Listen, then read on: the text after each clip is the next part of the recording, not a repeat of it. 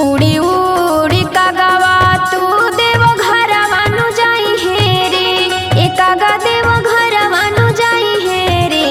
रे कागवा शिव गुरु के खबरी दिहे पहुँचाई, गुरु बहिना घर शिव चर्चा होई हे रे।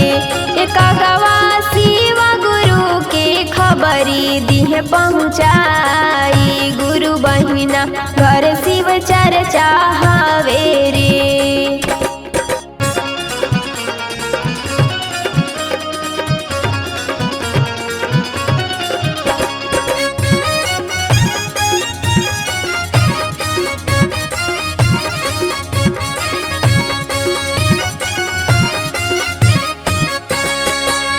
एहु शिव चर्चा में ब्रह्मा जी आई हे हो, संघवा सरस्वती मैया हो। ए शिष्या हाथ जोड़ी करी प्रणामवा, शिव चर्चा के भजनवा गावा हो। ए शिष्या हाथ जोड़ी करी प्रणामवा, शिव चर्चा के भजनवा गावा हो।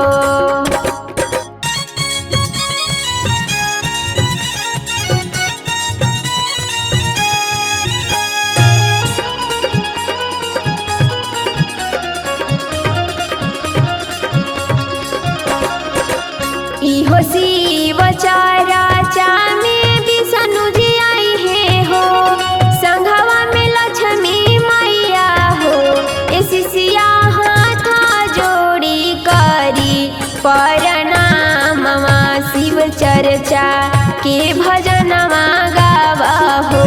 ए सखिया हाथ जोड़ी करी प्रणामवा, शिव चर्चा के भजनवा गावा हो।